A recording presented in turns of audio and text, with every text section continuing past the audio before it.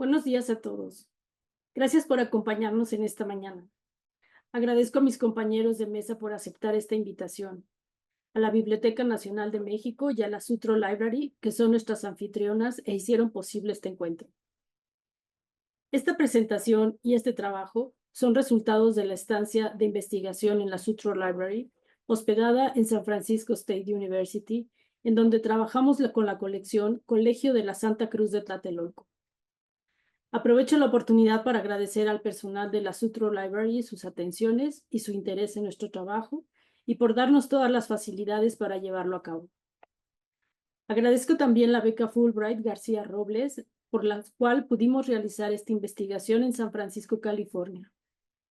A José Guerrero, a la UNAM y a la ENCRIM por apoyarnos para proponer y llevar a cabo este trabajo. A Liz Enríquez, mi colega, quien es mi compañero de investigación. Para poner en contexto los hallazgos que hemos identificado hasta hoy en las encuadernaciones de los libros de la colección Colegio de la Santa Cruz de Tlatelolco, quiero comentar que me dedico al estudio arqueológico del libro. Es decir, a partir del estudio y análisis de sus características materiales y constructivas de encuadernación, busco patrones de trabajo que puedan identificarse como propios de una sociedad en un momento y geografía determinados y ayuden a explicar y entender mejor los contextos de elaboración del libro y las encuadernaciones que ostentan. Como ejemplo, vemos en la imagen 5 tipos de soportes de costura, cosidos con diferentes tipos y rutas de costura. Todos ellos fueron identificados en encuadernaciones mexicanas en pergamino flexible del siglo XVI. La existencia de diversas técnicas de costura evidencian que había muchos encuadernadores trabajando en la Nueva España, de distinto origen europeo y con tradiciones de encuadernación diferentes. También nos dice que el siglo XVI en Nueva España fue un tiempo de búsqueda y adopción de técnicas y materiales para la elaboración de libros, derivado del encuentro de dos culturas, la mesoamericana y la europea. El estudio de la encuadernación mexicana del siglo XVI, cuando se introduce el oficio en México, me llevó a conocer el inventario de 1584 del Colegio Imperial de Santa Cruz de Tlatelolco, en el que se enlistan las herramientas con las que contaba el taller de encuadernación del colegio. Manuel Romero de Terreros, en su obra Encuadernaciones Artísticas Mexicanas, comenta sobre las herramientas. Hay que confesar que los resultados obtenidos con tan defectuosas herramientas fueron sencillamente asombrosos. Además, existen registros de que el colegio tenía su propia imprenta, operada por la viuda de Pedro Ocharte, María Sansoric, a partir de finales del siglo XVI. Con esto en mente, y conociendo que el colegio contó con una biblioteca, la cual, en palabras de Mates, es la primera biblioteca académica de México y del continente americano. Planteé como hipótesis que la encuadernación de los libros que fueron de la biblioteca del Colegio de Tlatelolco tendrían algún patrón de trabajo que pudiera identificarse como propio del colegio. El trabajo de Mates fue fundamental para localizar las obras. El lugar más indicado para iniciar con este estudio es sin duda la Sutro Library, porque ahí se conserva la colección del Colegio de Santa Cruz de Tlatelolco, la cual, además de tener los libros impresos del colegio, también conservan transcripciones manuscritas y materiales de archivo generados dentro del colegio.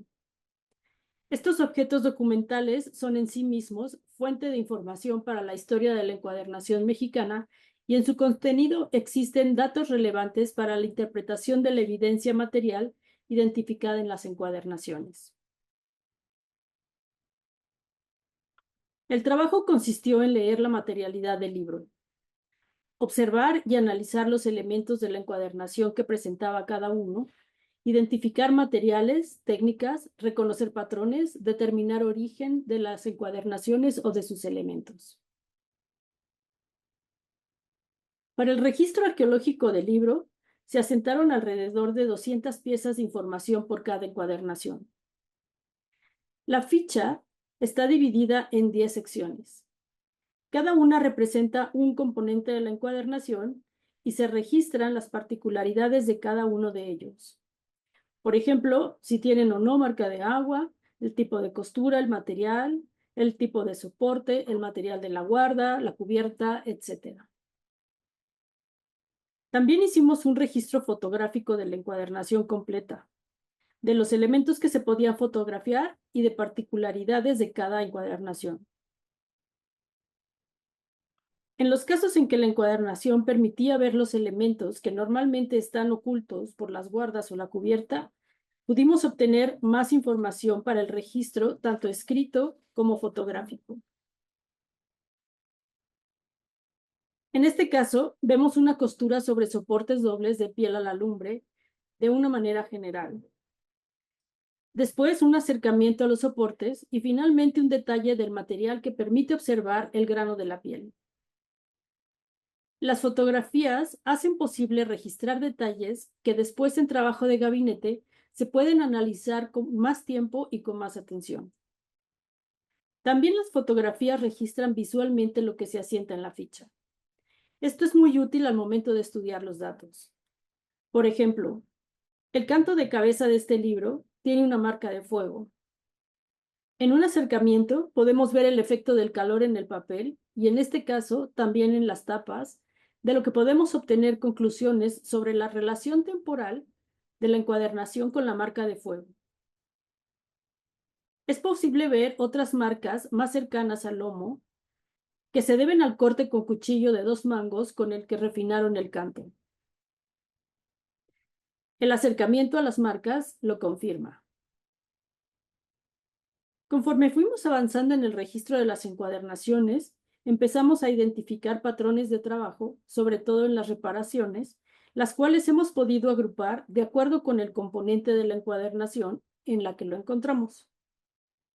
Uno de los elementos más reparados son las guardas. Esto se explica porque fueron libros de uso continuo por varias décadas o siglos.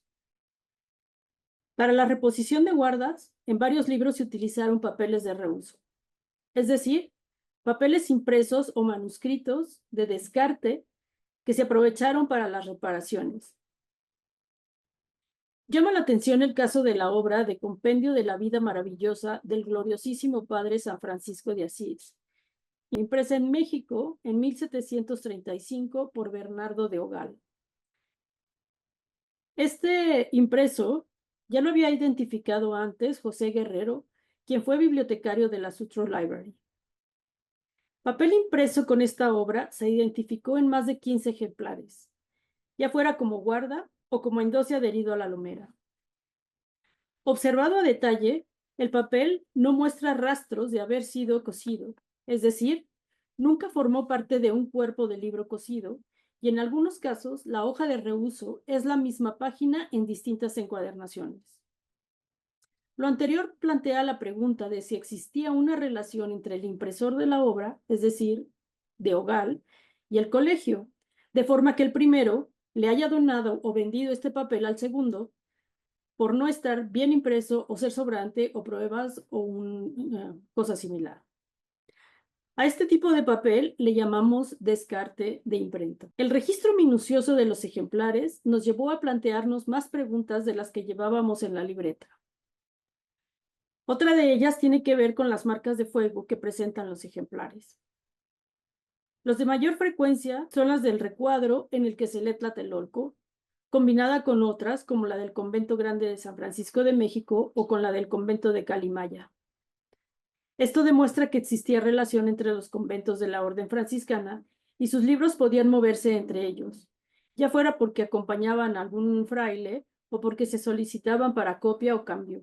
La otra marca que sigue en frecuencia es la del Colegio de San Buenaventura, muchas veces junto con la de Tlatelolco, cada una colocada en un canto distinto, pero siempre en los de pie y cabeza. Recientemente encontramos un libro resguardado en Biblioteca Nacional con la marca de Tlatelolco en el canto de frente. Dada la diversidad de marcas de fuego que aluden a Tlatelolco, al convento, al colegio y posteriormente a San Buenaventura, en libros de diferente época, desde el siglo XV al XVIII, nos lleva a pensar que los libros circulaban dentro del que llamaré complejo Tlatelolco. Si las marcas de fuego las relacionamos con otras marcas de propiedad, como las manuscritas al interior del ejemplar, como es el caso de esta marca de Fray Juan de Zumárraga, que dice de Santiago Tlatilulco, o en esta otra, donde se lee soy del colegio de Santiago Tlatelolco, ya en el siglo XVIII. Nos lleva a preguntarnos cuándo se empezó a utilizar cada una de ellas y si todas las marcas de fuego transitaron en el complejo o están mostrando el desarrollo y cambios del complejo Tlatelolco. Aunque nos hace falta seguir con el análisis de datos para obtener conclusiones más firmes sobre este asunto, puedo adelantarles que existen características de la encuadernación que nos puede dar información para obtener conclusiones. También los patrones de trabajo, aunados a las marcas de fuego, nos invitan a pensar si hubo una enseñanza propiamente dicha de la encuadernación. Al respecto, hasta ahora solo hemos localizado la referencia de Gonzalo, quien nos dice que de los estudiantes más aventajados del colegio, hubo algunos que fueron hábiles impresores y encuadernadores al servicio de los franciscanos, pero no aclara si estos oficios se enseñaban en el colegio. Aunque no podemos afirmar que hubiera una enseñanza sistematizada de la encuadernación dentro del colegio, o que estas encuadernaciones fueron realizadas en ese taller, los libros analizados muestran que quien realizó el trabajo de reparación tenía un conocimiento del oficio. Hay técnicas y materiales que se repiten, como lo vemos en estas imágenes de distintas cabezadas de los libros de la colección del Colegio de Santa Cruz de Tlatelolco, de la Sutro Library, trabajadas de la misma manera. Entre los patrones repetitivos de trabajo resaltan las singularidades.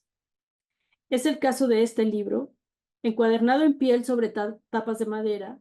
Es una encuadernación elaborada con broches metálicos.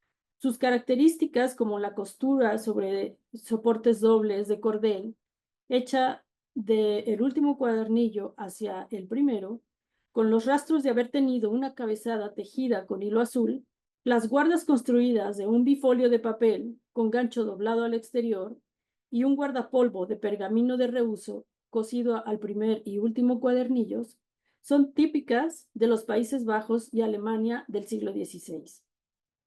A primera vista, pareciera que el libro llegó totalmente encuadernado de Europa a Nueva España, pero el trabajo en las tapas obliga a repensar esta hipótesis.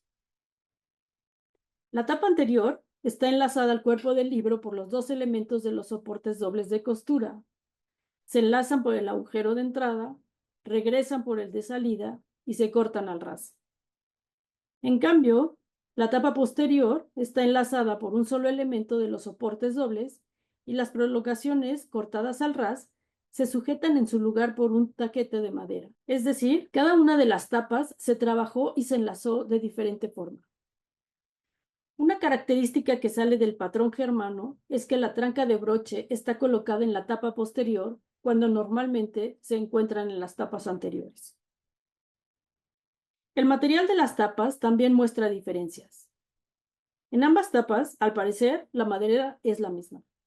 Presentan similitud en textura, porosidad y color. Pero mientras que la tabla de la tapa anterior es plana y lisa por ambas caras, la tapa posterior muestra dos figuras talladas al pie por la cara interna. La contraguarda estaba adherida al interior de la tapa, lo que evidencia los relieves en la contraguarda. Lo que vemos ahora es la marca que ha incrementado con el paso del tiempo y el peso propio del ejemplar y de sus compañeros de vida. Ya sea en la estantería, en cajas o apilados en algún lado, las características de la tapa sugieren que es de madera de reuso, quizá tomada de algún mueble o algún objeto decorado con estos elementos. Ahora de regreso en México, seguimos con la localización de los libros del Colegio de Santa Cruz de Tlatelolco. Los hemos localizado en la Biblioteca Nacional de México, la Biblioteca Nacional de Antropología e Historia y en la Biblioteca Histórica La Fragua en Puebla. Aún falta trabajar en el análisis de resultados. Sin embargo, la colección Colegio de Santa Cruz de Tlatelolco de la Sutro Library es una vasta fuente de información material que aporta datos para la mejor comprensión de la historia del colegio y su biblioteca. Muchas gracias.